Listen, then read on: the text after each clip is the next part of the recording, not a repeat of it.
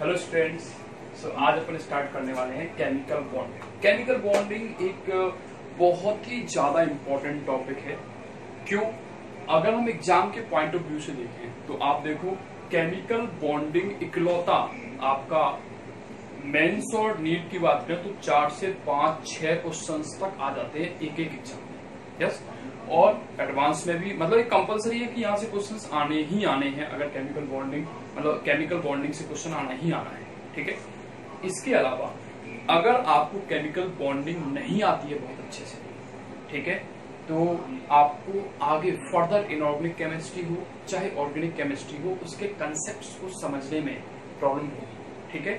सो chemical bonding में बहुत अच्छे से पढ़ना है और हम लोग यहाँ पे बहुत डिटेल में पढ़ने वाले हैं 1 by 1 अलग अलग लेक्चर्स में। जैसे आज हम स्टार्ट करेंगे केवल इंट्रोडक्शन और इसमें हम पढ़ेंगे टाइप्स ऑफ बॉन्ड, ठीक है, और आखिर बॉन्ड बनते क्यों हैं, ये सारी चीजें यहाँ पे पढ़ेंगे। ये जस्ट एक इंफ्रास्ट्रक्चर है जहां से हम स्टार्ट करेंगे केमिकल बॉन्डिंग को आगे बढ़ाने की बात करेंगे, ठीक है। सो जैसा कि हमने देखो डेफिनेशन में लिख रखा है, डेफिनेशन है हमारे पास केमिकल बॉन्ड। केमिकल बॉन्ड होता क्या है? तो ये एक तरह का फोर्स ऑफ अट्रैक्शन है, ठीक है। This is the force of attraction between two atoms. दो एटम्स के बीच में हो सकता है, ग्रुप्स ऑफ एटम, एटम्स का ग्रुप हो सकता है, और इवन ग्रुप्स के मॉलिक्यूल्स के बीच में भी हो सकता है, और ग्रुप ऑफ एटम मतलब मॉलिक्यूल है, और आयंस के बीच में भी हो सकता है। टू होल्ड देम टुगेदर, आखिर लगता क्यों है? ताकि वो एक दूसरे के साथ जुड़े रहें, ठीक है। सो this is called a chemical bond. So chemical bond जो फोर्स ऑफ अट्रैक्शन है एटम्स और ग्रुप ऑफ एटम्स और आयंस के बीच जो एक दूसरे को क्या करते हैं, होल्ड करते हैं, साथ में रखते हैं। अब हम यहाँ पे बात करेंगे कि आखिर केमिकल बॉन्ड्स या सिंपली हम बात करें bonds. So bonds, types of bonds की अगर बात करो तो टाइप्स ऑफ बॉन्ड देखो हम डिफाइन करते हैं। यहाँ पे बेसिस हमारा स्ट्रेंथ है। किस बेसिस पे हम डिफाइन करने जा रहे हैं? बॉन्ड की स्ट्रेंथ, कि स्ट्रॉन्ग होगा या वीक होगा। तो एक है आपका यहाँ पे स्ट्रॉन्ग बॉन्ड। अब स्ट्रॉन्ग बॉन्ड्स आप अगर बात करोगे तो कितना स्ट्रॉन्ग, या तो बात करते हैं कि अगर आप स्ट्रॉन्ग की बात करो तो कितना स्ट्रॉन्ग होना चाहिए। तो यहाँ पे हम बॉन्ड एनर्जी कहते हैं कि 42 किलो जूल पर मोल से ज्यादा होनी चाहिए। बॉन्ड एनर्जी कितनी होनी चाहिए? 42 किलो जूल पर मोल से ज्यादा होनी चाहिए। क्लियर? और अगर हम बात करें वीक बॉन्ड्स की तो वीक बॉन्ड्स में क्या बात होगी भाई? 42 बॉन्ड एनर्जी कितनी होनी चाहिए बताओ? This should be less than 42 kilo joule per mole. So bond energy इससे 42 किलो जूल पर मोल से क्या होनी चाहिए? कम होनी चाहिए। क्लियर? स्ट्रॉन्ग बॉन्ड्स हमने स्ट्रेंथ के बेसिस पर बॉन्ड्स को डिवाइड किया है 2 पार्ट में। एक स्ट्रॉन्ग बॉन्ड्स है, दूसरे वीक बॉन्ड है। अगर आप इनको केयरफुली देखोगे, मतलब दूसरा नाम अगर देखें हम, तो ऐसे बॉन्ड जिनकी 42 किलो जूल से ज्यादा एनर्जी आती है वो आपके एक्चुअल में क्या होते हैं? They are chemical bonds. जो हम पढ़ने, जो हमारी डेफिनेशन है उसी के अकॉर्डिंग बात कर सकते हैं। केमिकल बॉन्ड्स हैं ये, एक्चुअल केमिकल बॉन्ड्स, या आप कह सकते हो ऐसे बॉन्ड्स जिनमें इलेक्ट्रॉन्स का इन्वॉल्वमेंट होता है बॉन्ड फॉर्म करने में। आपने कोवेलेंट बॉन्ड के बारे में सुना है, पढ़ा भी है 9th-10th में। क्या होता है? शेयरिंग ऑफ इलेक्ट्रॉन से बनता है। आयनिक क्या होता है? ट्रांसफर ऑफ इलेक्ट्रॉन से बनता है। तो ये जो बॉन्ड है इनमें इलेक्ट्रॉन्स इन्वॉल्व हो रहे हैं, इस वजह से यहाँ पे जो बॉन्ड होता है वो स्ट्रॉन्ग बनता है और ये केमिकल बॉन्ड की कैटेगरी में आ जाता है। दूसरे आपके वीक बॉन्ड्स हैं जिनमें इलेक्ट्रॉन्स का इन्वॉल्वमेंट नहीं होता है, और ये आपके कौन से होते हैं? They are van Waals.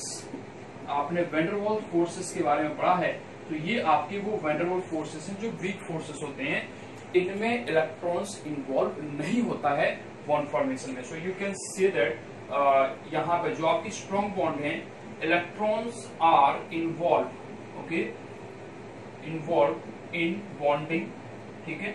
ये बॉन्डिंग में आपके इलेक्ट्रॉन्स जो होते हैं वो क्या होते हैं? इन्वॉल्व होते हैं। और यहाँ पे हम ये पॉइंट मेंशन कर सकते हैं वीक बॉन्ड्स या वैन डर वाल्स फोर्सेस में कि जो इलेक्ट्रॉन्स होते हैं, इलेक्ट्रॉन्स आर नॉट इन्वॉल्व। किसमें इन्वॉल्व नहीं होंगे?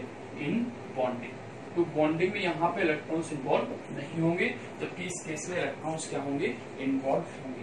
तो टाइप्स ऑफ बॉन्ड जो हमने डिफाइन किया on the basis of strength, जिसमें स्ट्रॉन्ग बॉन्ड है, bond energy greater than 42 kilo joule per mole होगी। They are chemical bond actually, जिसमें इलेक्ट्रॉन्स इन्वॉल्व होते हैं। हम अभी टाइप लिखने जा रहे हैं, क्या क्या होते हैं उनके बारे में थोड़ा थोड़ा हम यहाँ पर डिस्कशन भी कर देंगे। दूसरे आपके वीक बॉन्ड है, जिसमें बेसिकली आपके कौन से फोर्सेस आते हैं, वैन डेर वाल्स फोर्सेस आते हैं, इनमें इलेक्ट्रॉन्स इन्वॉल्व नहीं होते। ध्यान रखिएगा, van der Waals forces weak bonds में कहीं कहीं पे आपको ऐसा मिल जाएगा कि वीक बॉन्ड में वो दो टाइप के बॉन्ड लगाते हैं, एक वैन डेर वाल्स फोर्स, दूसरे हाइड्रोजन बॉन्डिंग।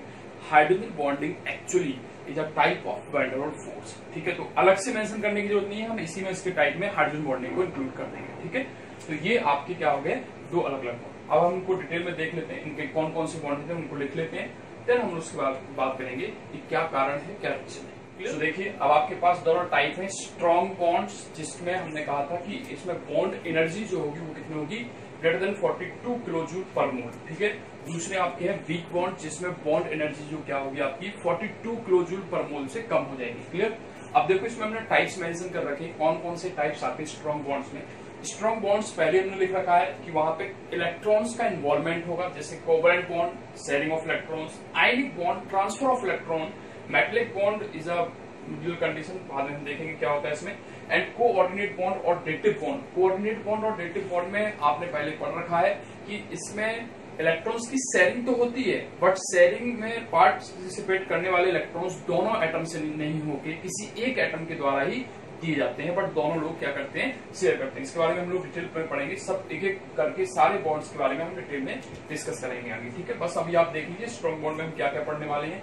ऐसे बॉन्ड्स जिनमें इलेक्ट्रॉन्स की शेयरिंग होती है, और वीक बॉन्ड्स में हम क्या क्या पढ़ने वाले हैं, जिनमें इलेक्ट्रॉन्स की शेयरिंग नहीं होती है, ठीक है।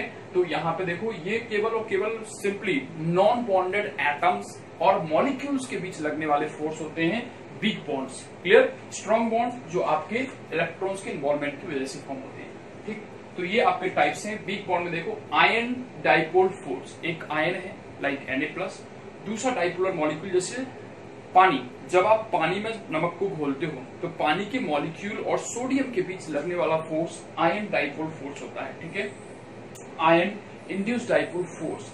अब कोई नॉन पोलर मॉलिक्यूल है और उसमें आप आयन डाल दो, जैसे आयन को, जैसे सोडियम को ही आपने किस में डाल दिया, बेंजीन में डाल दिया, ठीक है, या आपने किसी साइक्लोहेक्सेन में डाल दिया, जो भी आपका क्या है नॉन पोलर सॉल्वेंट है या मॉलिक्यूल है, उसके साथ जब आप इंटरेक्ट कराओगे किसी आयन का, तो जो फोर्स ऑफ इंटरेक्शन होगा वो कौन सा कहलाएगा, ion induced dipole force, clear. Dipole dipole force, पानी एंड पानी के मॉलिक्यूल के बीच में लगने वाला फोर्स, पानी पोलर है और पानी का दूसरा मॉलिक्यूल, तो पोलर पोलर के बीच लगने वाला फोर्स ऑफ इंटरेक्शन क्या होगा आपका, dipole dipole force, clear. Dipole induced dipole, एक मॉलिक्यूल पोलर है, दूसरा मॉलिक्यूल नॉन पोलर है, या मॉलिक्यूल भी हो सकता है, एटम भी हो सकता है। जैसे अगर आप बात करें कि पानी में आपने कोई नोबल गैस डिसॉल्व कर दी, तो पानी में जैसे ही नोबल गैस डालोगे तो पानी पोलर है, नोबल गैस नॉन पोलर है, तो दोनों के बीच में लगने वाला फोर्स क्या होगा, dipole induced dipole. And second last induced dipole, induced dipole, तो नोबल गैस है, नॉन पोलर है, नॉन पोलर के बीच में लगने वाला फोर्स होगा ये, तो दो नोबल गैस है तो दोनों के बीच में लगने वाला फोर्स क्या होगा, इंड्यूस्ड डाइपोल। इसी को हम लोग क्या बोलते हैं, लैंडन फोर्स और डिस्पर्जन फोर्स, इसके नाम से भी ये जाना जाता है, ठीक है। तो और लास्ट में हाइड्रोजन बॉन्डिंग, देखा जैसा कि हमने पहले आपसे वादा किया था कि वीक बॉन्डिंग में आपका वॉन डेर वाल्स फोर्सेस आते हैं, वॉन डेर वाल्स फोर्सेस में सारे इंक्लूड होते हैं। अगर आप देखें कि हाइड्रोजन बॉन्डिंग जो है ना, this is actually extreme of dipole dipole force.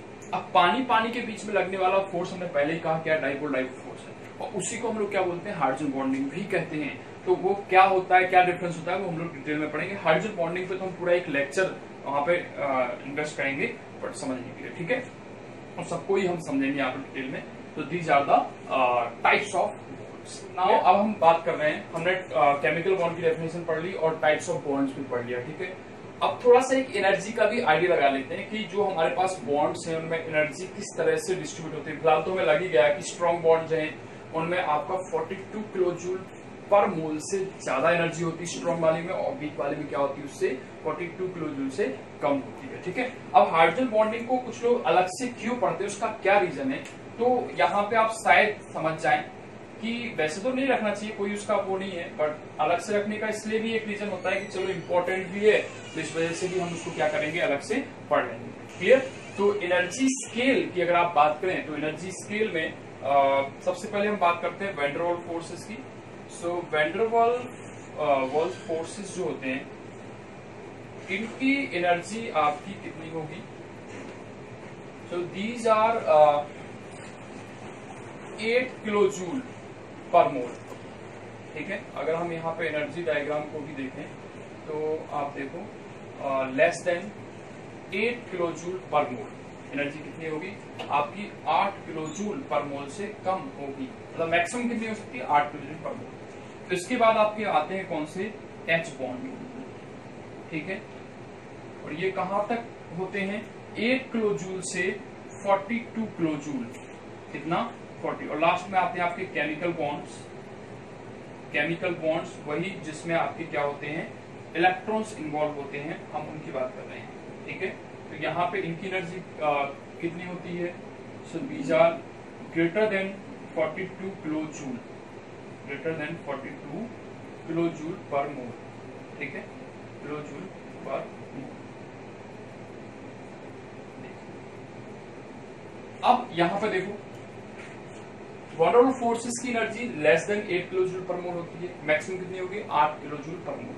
Chemical bonds जो होते हैं, देखो hydrogen bond is a type of van der Waals force. हमने कहा था कि डाइपोल का एक्सट्रीम वर्जन जो होता है वो हाइड्रोजन बॉन्डिंग होता है, थोड़ा सा स्ट्रॉन्ग होता है, but this is not a strong enough to form a chemical bond strength. Okay, chemical bond strength बनाने लायक या इतनी स्ट्रेंथ के बराबर स्ट्रॉन्ग नहीं होता है। तो हाइड्रोजन बॉन्ड स्ट्रॉन्ग तो है, बट केमिकल बॉन्ड के बराबर स्ट्रॉन्ग नहीं है। ठीक है, तो इसकी एनर्जी कहां लाई करेगी? 8 किलो जूल से 42 किलो जूल के बीच में। So this is a stronger bond than van der Waals forces and weaker than other chemical bond. ठीक है, अदर केमिकल बॉन्ड से क्या है? वीक है, बट वॉन डेर वाल्स से जो other van der Waals forces हैं उनसे थोड़ा सा स्ट्रॉन्ग है। दैट्स वाई कि इनको हम क्या करते हैं? अलग अलग पढ़ लेते हैं। वो वीक बॉन्ड में हम देखो यहाँ पे आपका ये जो इतना पोर्शन है जिसमें आपने वॉन डेर वाल्स फोर्सेस को लाया है और हाइड्रोजन बॉन्ड्स को भी इंक्लूड किया है। ठीक है, ये जो बॉन्ड फॉर्म होते हैं, दीज आर आप कह सकते हैं bond forms between non bonded atoms और मॉलिक्यूल्स। ठीक है, ये किन के बीच में लगता है? नॉन बॉन्डेड एटम, जैसे आपका neon noble gas and noble gas, उनके बीच में बॉन्ड तो बन नहीं रहा है, बट उनके बीच में जो अट्रैक्शन फोर्स होगा ना, this is the van der Waals force and hydrogen bonding में भी। ठीक है, सो ये जो फोर्स हैं ये आपके इनमें इलेक्ट्रॉन्स इन्वॉल्व नहीं होते हैं। ये कहां पे फॉर्म होते हैं? नॉन बॉन्डेड एटम्स या मॉलिक्यूल्स के बीच में। केमिकल बॉन्ड कहां होते हैं? जो केमिकल बॉन्ड जो होते हैं they are within molecule. Molecule के अंदर, जैसे पानी है तो पानी में ऑक्सीजन एंड हाइड्रोजन के बीच में लगने वाला bond chemical bond. NaCl, Na plus और Cl माइनस के बीच में लगने वाला बॉन्ड केमिकल बॉन्ड। तो ये मॉलिक्यूल के अंदर यहाँ पे क्या होता है? लगता है। जबकि आपके वॉन डेर वाल्स फोर्स और हाइड्रोजन बॉन्ड जो होते हैं वो कहां पे लगते हैं? दो मॉलिक्यूल, पानी एंड पानी मॉलिक्यूल के बीच में लगने वाला बॉन्ड या तो आपका हाइड्रोजन बॉन्ड होगा वॉन डेर वाल्स फोर्स। आपको पता है hydrogen bond van der Waals force का ही टाइप है, तो हम वॉन डेर वाल्स फोर्सेस की ही बात कर रहे हैं जो नॉन बॉन्डेड एटम्स और मॉलिक्यूल्स के बीच एप्लीकेबल होता है। केमिकल बॉन्ड्स होता है विद इन मॉलिक्यूल्स होता है, मॉलिक्यूल के अंदर लगता है। ठीक है, so these are the energy scale. इस बेसिस पर हम लोग अब ये एनर्जी स्केल क्यों पढ़ाया आपने? क्या हमको इसे याद रखना है? हाँ, क्योंकि एक मेंस में क्वेश्चन पूछा गया था इसके बारे में, एनर्जी के बारे में, कि केमिकल बॉन्ड्स की एनर्जी कितने के लगभग होती है। तो उसमें एक ऑप्शन था, आप आपसे कुछ भी एनर्जी पूछ सकता है, 110, 20, 200, कुछ भी, बस आपको पता है कि 42 किलो जूल से पर मोल से ज्यादा होनी चाहिए। ठीक है, उससे कम होगी तो फिर वो केमिकल बॉन्ड की कैटेगरी में आती है, वॉन डेर वाल्स फोर्सेस की कैटेगरी में जाएगा। तो this is the energy scale. Clear? अब हम स्टार्ट करेंगे कि आखिर बॉन्ड बनते क्यों हैं। So reason to form chemical bond. ठीक है, क्या रीजन है केमिकल बॉन्ड फॉर्म होने का? सो इसमें नंबर 1 है आपका टू इंक्रीज स्टेबिलिटी। भाई आप ये बताओ, आखिर आप क्यों पढ़ रहे हो? पढ़ने का रीजन क्या है? तो आज का जो पढ़ने का रीजन है वो कोई ऐसा तो है नहीं कि हम पढ़ेंगे ज्ञान बांटने के लिए पढ़ रहे हैं या ज्ञान अर्जित करने के लिए और हम साधु बन जाएंगे बाद में या बहुत सारा ज्ञान लेके, ऐसा तो कुछ है नहीं। हम पढ़ रहे हैं कि पढ़ने के बाद हमें एक अच्छा कॉलेज मिले, उसमें हम जाएं और उसके बाद हमें एक अच्छी जॉब मिले ताकि हमारे पास अच्छा पैसा हो और हम अपने लाइफ में सेटल हो जाएं, अपने घर वालों को भी सेटल कर दें, अपने पापा की सेवा करें। यस, तो हम चाहते हैं कि हम स्टेबल हो जाएं। यस, हमें कोई टोके ना, हमारे पास पैसा इतना हो कि हमें कोई प्रॉब्लम ना हो। सो स्टेबिलिटी इंक्रीज करने के लिए हर सिस्टम चाहता है कि वो क्या हो जाए, स्टेबल हो जाए। ठीक है, तो नेचर में प्रेजेंट हर सिस्टम यही चाहता है कि वो स्टेबल हो जाए, तो टू इंक्रीज द स्टेबिलिटी। अब बच्चे स्टेबिलिटी अगर बढ़ानी है तो स्टेबिलिटी बढ़ाने के लिए एक पॉइंट है जो आपको बार बार मिलेगा। ठीक है, तो स्टेबिलिटी और पोटेंशियल एनर्जी में क्या रिलेशन होता है? स्टेबिलिटी ऑफ सिस्टम, हम किसी सिस्टम की स्टेबिलिटी की बात कर रहे हैं, so this is inversely proportional to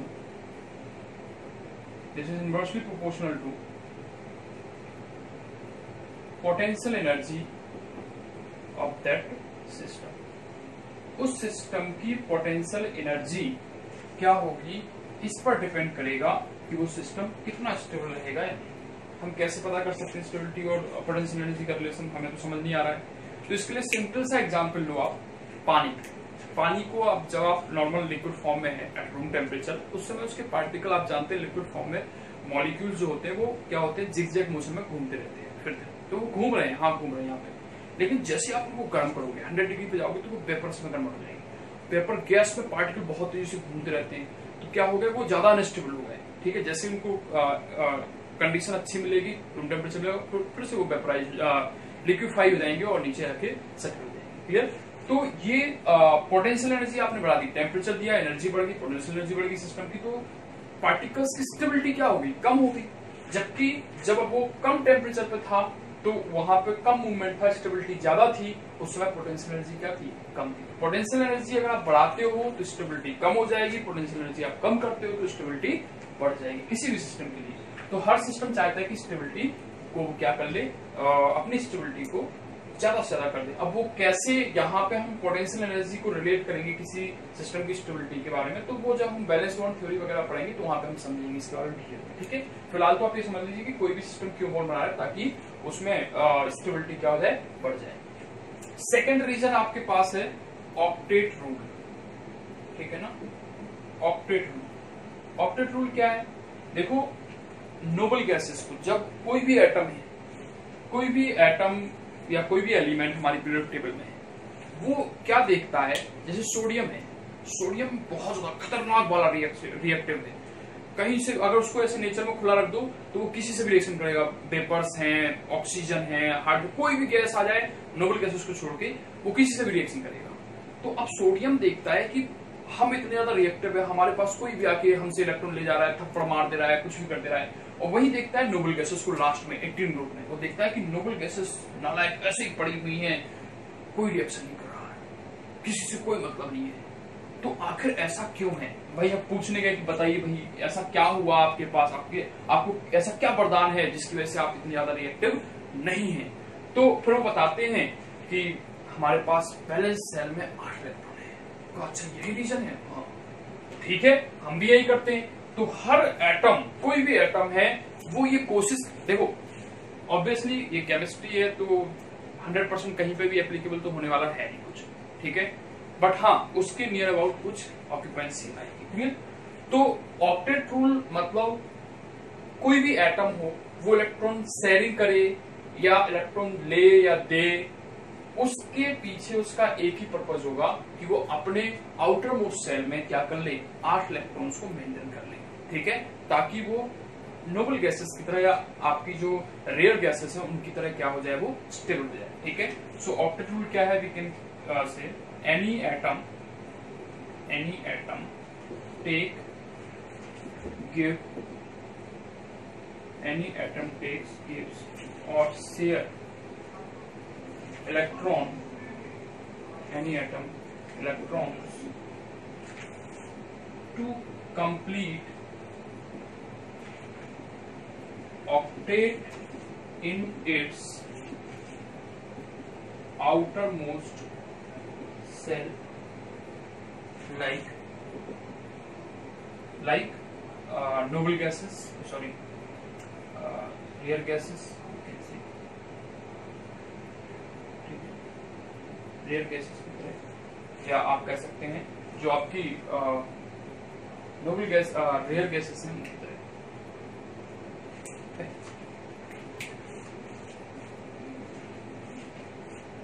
Okay, so what is